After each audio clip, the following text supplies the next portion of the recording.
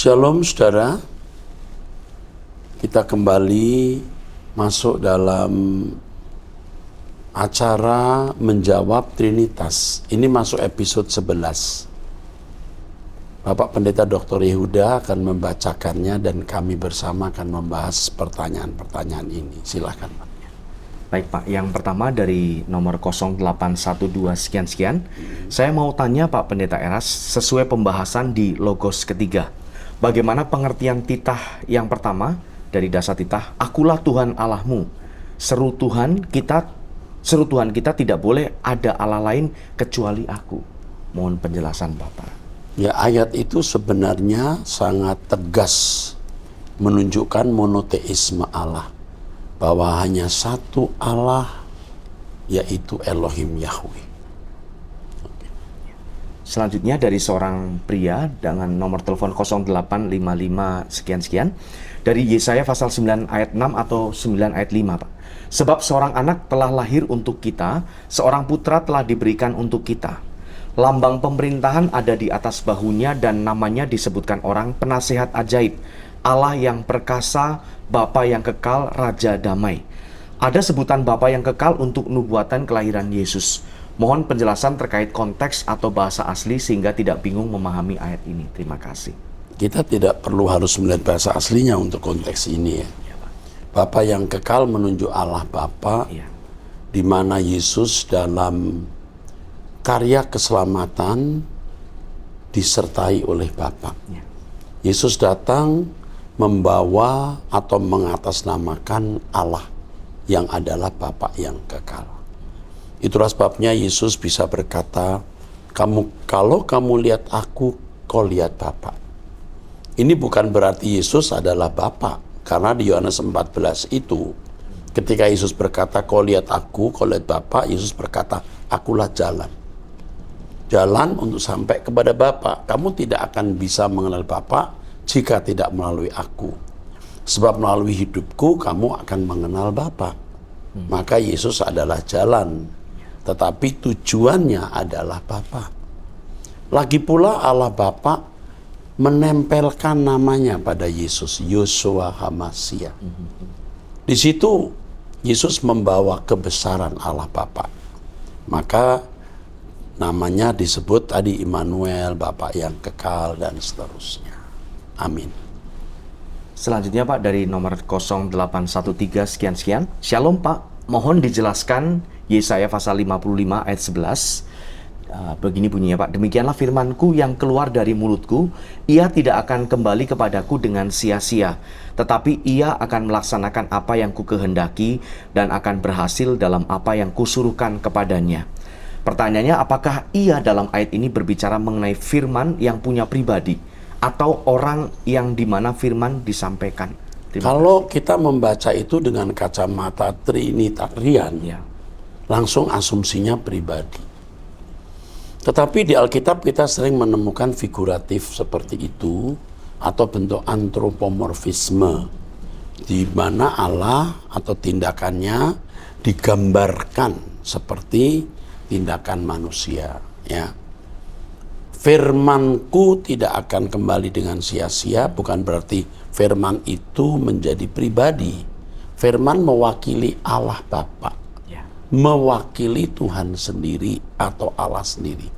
Seperti tanganku yang memukul, bukan berarti tangan itu jadi pribadi lalu memukul, itu mewakili Bapa. Maka Yohanes pasal 1 ayat 1, pada mulanya firman, firman bersama dengan Allah. Firman itu metonimnya. Maka kalau segala sesuatu dijadikan oleh dia, tanpa dia tidak ada sesuatu yang jadi. Maksudnya Allah, bukan firman sendiri yang terpisah dari Allah dan menjadi pribadi. Karena firman itu firmannya Allah. Segala sesuatu dijadikan oleh dia, tanpa dia tidak ada sesuatu yang jadi. Loh, di kitab Kejadian bukan firman sendiri, ada roh Allah. Ada Elohim juga. Tidak firman sendiri. Makanya harus dipahami bahwa firman itu adalah metonim Allah, Allah sendiri. Kalau itu dipahami sebagai pribadi, seakan-akan firman itu yang menciptakan langit dan bumi, nah roh Allahnya di mana? Elohimnya mana?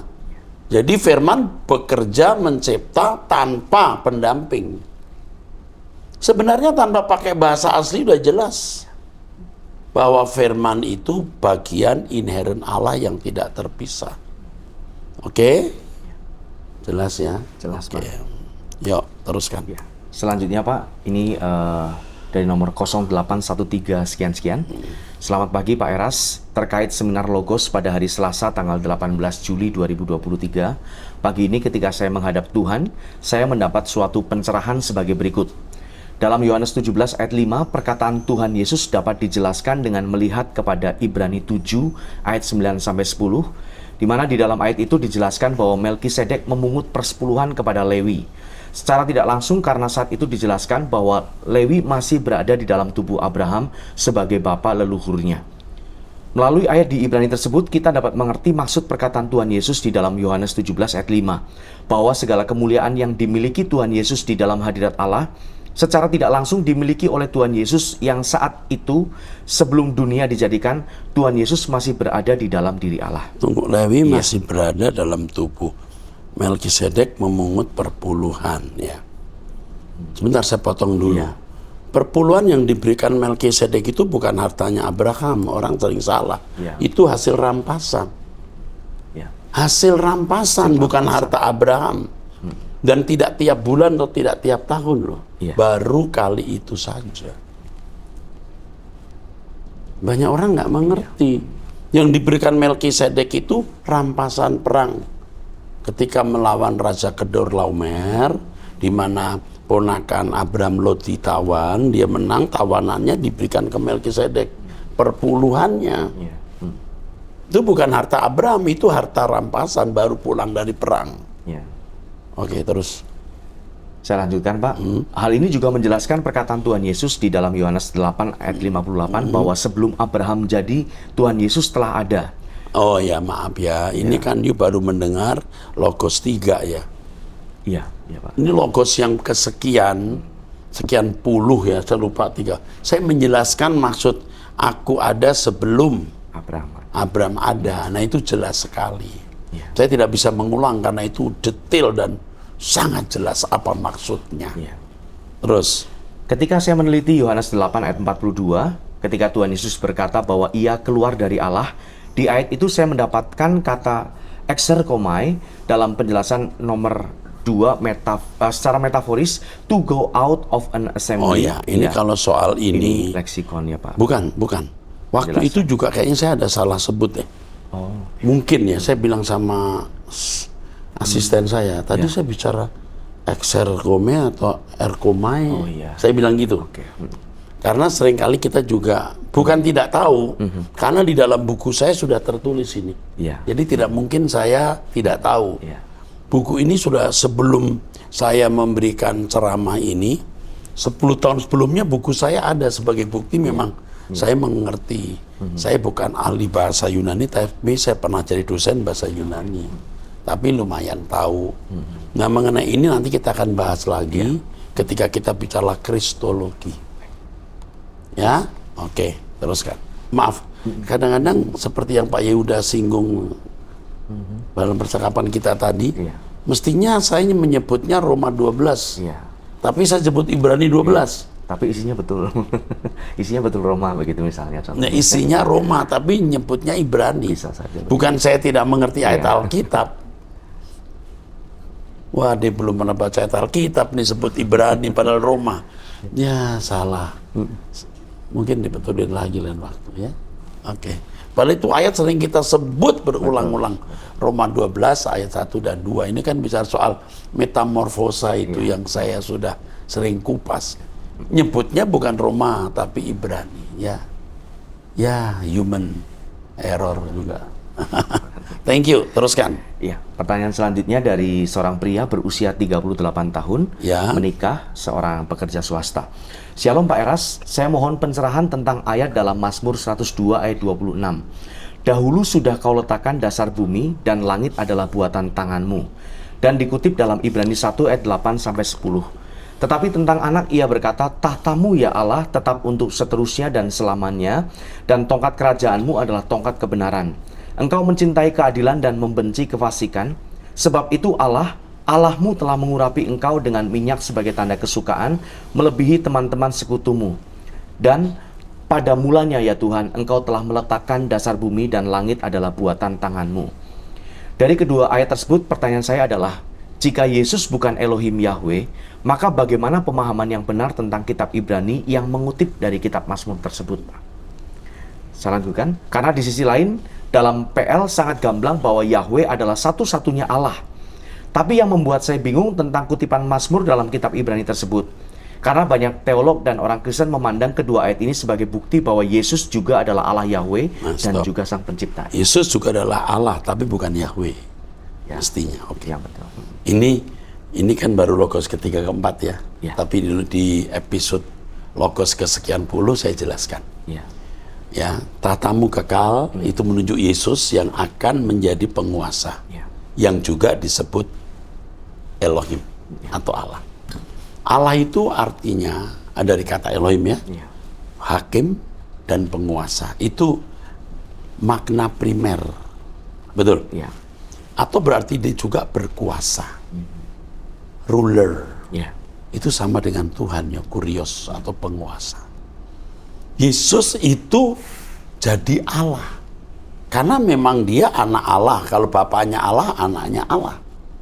Dan Yesus dipercayai untuk menguasai alam semesta, menerima mandat berkuasa dari Elohim Yahweh. Bapak itu Elohim. Yesus juga Elohim. Musa saja dijadikan Elohim kok. Apalagi Yesus. Anak Allah. Tapi bukan Yahweh. Sebab segala kuasa, kemuliaan kerajaan itu hanya dimiliki oleh Allah Bapa. Yesus jadi hakim pun karena Bapa yang menunjuk. Memberikan kepercayaan. Seperti Yesus katakan bahwa Bapa menyerahkan penghakiman padaku. Berarti bukan milik Yesus, milik Bapa. Ya. Hakim itu Elohim ya. Elohim itu artinya hakim, judge, juga berarti ruler. Jadi tidak perlu heran kalau Yesus disebut Allah, karena memang dia Allah. Allah itu artinya, atau Elohim bahasa aslinya, artinya penguasa, ruler, atau hakim, judge. Begitu, jelas enggak? Jelas, Pak. Jadi tidak perlu bingung. Jadi kalau orang percaya Yesus adalah Allah, ya memang, tapi bukan Elohim Yahweh. Ya. Dia Elohim, tapi bukan Elohim Yahweh. Dia Tuhan, tapi bukan Tuhan Allah Bapa. Ya. Oke. Tetapi Allah Bapa tidak kelihatan, atau karena Allah Bapa tidak kelihatan, Yesus yang menampilkan kehadiran Allah Bapa. Ya. Oke, teruskan. Saya lanjutkan, Pak. Sementara dalam Yesaya 63 ayat 16 dikatakan bahwa Elohim Yahweh adalah Bapa. Bukankah engkau Bapa kami? Sungguh Abraham tidak tahu apa-apa tentang kami dan Israel tidak mengenal kami. Ya Tuhan, engkau sendiri Bapa kami, namamu ialah penebus kami sejak dahulu kala. Saya benar-benar mohon pencerahan, Pak, tolong bantu saya memahami kebenaran. Terima kasih sebelumnya, Tuhan Yesus memberkati, Pak Eras. Ya, memang, gini loh. Yesus itu anak Allah. Iya. Tetapi bukan Allah Yahweh. Bukan Allah Yahweh. Allah Yahweh itu Bapa. Nah, kalau Yesus Yahweh sendiri, dia berdoa kepada siapa? Ya. Ya kan? Kalau dia Yahweh sendiri, bagaimana dia berkata, aku jalan, supaya orang menemukan Yahweh, kalau Yahweh sendiri. Nah, ini salah kaprah yang nanti di waktu mendatang saya akan menjelaskan monoteisme, yang selama ini belum saya jelaskan, tapi orang sudah nyerang habis-habisan ke saya. Orang saya belum menjelaskan. Baru kenosis dan logos. Jadi kita akan menjalani perjalanan panjang, bisa puluhan seri lagi. Ya. Oke, teruskan Pak. Tapi jelas nggak Pak penjelasannya? Iya jelas. Cuman mau tambahkan saya ya? mungkin meng-highlight kebingungan dari penanya yang saya pikir bisa mewakili kebingungan banyak orang lainnya. Gimana? Juga, Pak, bahwa banyak orang Kristen dan teolog mengunci begitu Pak ya. Tadi dari pertanyaannya, banyak teolog berpendapat bahwa Yesus adalah Yahweh sendiri. Itu salah. Yesus itu anaknya Yahweh. Tapi kan orang sering menggunakan ayat aku datang dan Yohanes mempersiapkan jalan bagiku. Ya bagi Yahweh. Tapi yang datang kok Yesus, bukan Yesus mengatasnamakan Yahweh. bukan Yahweh. Yahweh tetap di tempat yang maha tinggi, di terang tak terhampiri. Oke, teruskan. Pertanyaan selanjutnya Pak dari 0818 sekian-sekian. Yang mau saya tanyakan Pak, Yesus sebagai manusia di usia yang sangat muda sudah bisa melakukan semua hukum Taurat. Apakah Yesus mendapat karunia khusus? Ini kesimpulannya. Iya. Tapi pada waktu umur 12 tahun, Iya. ya, Yesus bisa bersoal jawab itu cerdas. Iya. Di atas rata-rata. Seperti anak-anak tertentu juga bisa punya kecerdasan, bisa 12 bahasa misalnya. Kita jangan terlalu lebay gitu loh ya. Yesus memang luar biasa. Karena Maria itu luar biasa. Dia dididik oleh Maria yang luar biasa dan tentu dipimpin Roh Allah sehingga dia cerdas. Dan ia mengalami proses pertumbuhan. Makin dikasih Allah dan manusia. Ibrani 5 ayat 7-9 mengatakan bahwa Yesus itu belajar juga untuk mencapai kesempurnaan. Apakah mendapat karunia khusus? Amin. Roh Kudus. Kita pun juga punya karunia khusus, Roh Kudus. Tergantung kita mau kolaborasi tidak. Kalau kita mau kolaborasi, kita bisa sempurna. Jika tidak, ya enggak bisa. Makanya serupa dengan Yesus itu keniscayaan, hal yang pasti. Karena kita punya karunia yang sama, yaitu Roh Kudus, pimpinan Roh Kudus. Tapi ingat, kita tidak mungkin sempurna seperti Yesus. Iya. Karena masalah yang dihadapi Yesus dengan kita beda. Kalau Yesus 1000 soal, kita cuma 100 soal. Kalau Yesus punya beban 1 ton, kita mungkin hanya 50 kilo atau 200 kilo atau 300 kilo. Kesamaannya apa? Bisa memikulnya. Oke, teruskan. Dari seorang pria berusia 48 tahun sudah menikah. Shalom Pak Eras, saya mau tanya seputar seminar Logos bagian ke-7. Udah yang ke-7 ya. Yang membahas Filipi 2 ayat 6. Di sana Pak Eras menjelaskan bahasa asli yang menerangkan bahwa terjemahan bahasa Indonesia kurang tepat. Kalau menurut saya, Pak Eras juga harus mempertimbangkan latar belakang yang menerjemahkan Alkitab bahasa Indonesia dan Rasul Paulus sendiri yang menulis surat Filipus dan para uskup yang mengadakan konferensi Nisea. Jika ingin fair menilai, Pak Eras harus mundur sedikit ke masa sebelum pensortiran Injil-Injil dan kanonisasi Alkitab pada konsili pertama. Rasul Paulus mungkin berbeda pendapat dengan rasul lain, terutama Petrus, Yohanes, dan lain-lain. Rasul Petrus dan 11 lainnya bertemu muka langsung dan hidup bersama dengan Tuhan Yesus selama 3,5 tahun. Sedangkan Rasul Paulus hanya ketemu Tuhan sangat singkat di dekat Damsyik. Itu pun hanya mendengar pernyataan Tuhan Yesus yang telah dia aniaya. Sebelumnya Rasul Paulus menentang Tuhan Yesus.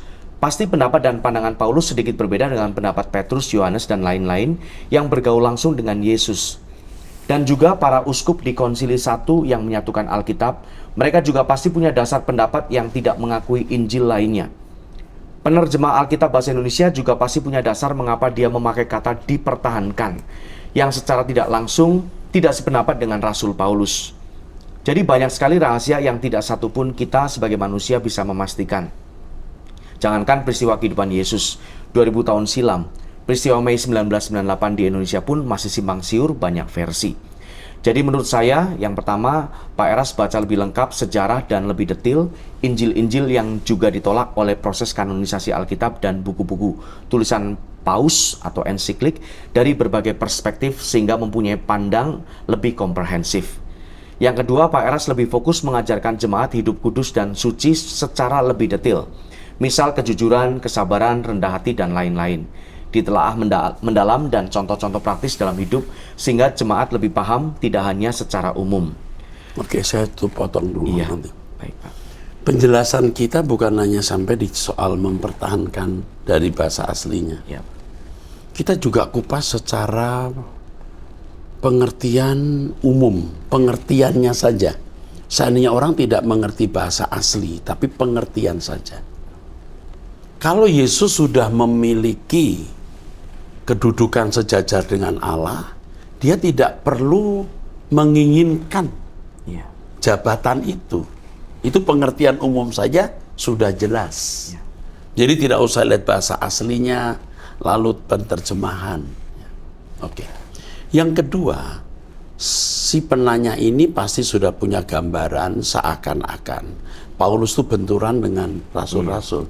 Tidak benturan. Yang membuat benturan itu doktrin yang dirumuskan ratusan tahun setelah itu. Jadi ini sebenarnya penggelapan sejarah juga. Seperti misalnya pandangan gnostik mengatakan bahwa logos, menurut konsep gnostik itu logos yang punya unsur kemanusiaan juga unsur keilahian. Ada kan pengajaran logos model begini. Tetapi justru itu yang dikenakan di Yesus hari ini. Tapi banyak orang tidak mengerti. Padahal itu justru ajaran gnostik. Kalau Yohanes 1:1 ditafsirkan demikian, itu ajaran gnostik. Lalu ada pernyataan bahwa bapak-bapak gereja semua juga trinitarian. Enggak. Tertulianus yang menemukan kata Trinitas sendiri juga tidak setuju Yesus saja dengan Allah Bapa. Makanya kalau ada orang Pak Eras menabrak bapak-bapak gereja dan rasul-rasul, rasul yang mana? Itu ya. Saya kira itu harus mengerti. Lalu kita itu melihat terjemahan yang ada itu terjemahan yang sudah dianggap baku. Jadi bukan lihat terjemahan yang masih diragukan. Semua kita melihat kitab suci yang sudah dianggap baku. You kalau menolak yang satu ini juga menolak yang lain mestinya. Ini baku. Dan kita melihat terjemahan aslinya memang begitu. Yesus tidak berpikir untuk itu kan ya, mengambil kesetaraan dengan Allah sebagai milik yang dia berhak mengambilnya, bukan mempertahankan. Oke, kalau itu mempertahankan, apakah Yesus sebagai anak manusia yang benar-benar menjadi manusia bisa mempertahankan itu? Nggak mungkin. Dalam segala hal dia disamakan dengan saudaranya. Di ayat-ayat yang lain yang menunjukkan Yesus memang menjadi manusia seutuhnya. Yang menolak Yesus datang sebagai manusia itu antikris. Nah, Yesus kok mau mempertahankan orang sudah jadi manusia? Kalau mau mempertahankan,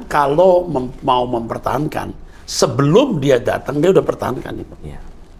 Jadi kalau dia menjadi manusia memang sudah tidak mempertahankan lagi. Jika dia punya praeksistensi yang sejajar dengan Allah. Menangkap nggak ya? Kalau ini soal mempertahankan, sebelum Yesus datang, kalau orang percaya adanya praeksistensi, di mana Yesus sejajar dengan Allah, dia sudah mempertahankannya di sana, bukan sekarang. Betul. Jadi sekarang kalau dikatakan mempertahankan, seandainya itu ada, itu maksudnya dia tidak mau sejajar dengan Allah. Dia tetap merendahkan diri. Jelas ya? Itu kan logika kita itu sudah jelas begitu. Ya. Harus melihat secara lebih detail. Saya tentu sudah membaca sejarah. Ya, percaya saya sudah membaca sejarah. Dan kalau boleh disampaikan ya, indeks prestasi saya selalu cum laude sampai summa cum laude. Jadi bukan hanya lulus gitu. Jadi sudah punya peta gitu bahwa sebodoh-bodohnya saya itu pasti sudah sedikit mengerti, bukan tidak mengerti sama sekali. Ya. Lalu mengenai lebih fokus mengajarkan jemaat hidup kudus, praktis, kejujuran, kesabaran, rendah hati. Setiap minggu khotbah saya selalu memberi contoh-contoh. Contoh-contoh. Sampai tingkat waktu kita mimpin doa nangis ini manipulasi atau tulus. Sampai sedetil itu. Ya. Jadi kita juga memeriksa diri kejujuran itu. Ada buku yang dulu saya tulis dan itu menjadi seminar ya mengenai penyesatan terselubung di dalam gereja. Termasuk kebohongan terselubung, kesaksian dilebih-lebihkan. Ini soal kejujuran. Dan buku yang saya tulis sudah 300 lebih. Ya. itu semua rata-rata praktis. Sebagian besar itu praktis. Yang doktrinal tidak banyak. Jadi itu sudah saya sampaikan. Penulis apa yang mengirimkan ini memberkati saya supaya saya lebih belajar lagi. Terima kasih. Teruskan. Ini masih dari penulis yang sama, Pak. Ini kritik berikutnya. Kalau dilihat dari Abam, jangankan hidup kudus dan sempurna seperti Bapa, hidup benar secara moral umum saja masih belum bisa. Jadi masih jauh banget target dan realita jemaat saat ini. Jadi, menurut penanya, doktrin logos kurang berguna dibandingkan pengajaran implikasi langsung secara lebih detail sampai contoh-contoh praktis yang bisa dipraktekkan langsung oleh jemaat. Makanya dengarkan khotbah saya secara penuh. Jadi masa khotbah secara praktis sudah penuh. Sekarang ini bagaimana landasan dari kepraktisan itu. Jadi implikasinya sudah cukup ya. Implementasi kehidupan Kristianinya sudah cukup. Cuman landasannya harus lebih kokoh. Saya Trinitarian asli. Dari dulu buku saya Trinitas, itu Trinitarian absolut ya. Tapi ternyata setelah saya belajar harus ada revisi atau harus mau diubah. Dan itu berdampak hebat untuk kesucian hidup. Terus. Tidak hanya Pak Eras saja, tapi pendeta lainnya juga mengajarkan hal-hal praktis saja. Lebih berguna daripada mengajarkan doktrin yang hanya sedikit jemaat yang suka. Jadi khotbah saya tiap minggu itu selalu praktis. Tiap minggu, seminggu bisa 5 kali loh. Semua praktis, nggak ada doktrin. Suara kebenaran selalu praktis. Nah ini baru logos ini setelah sekian tahun.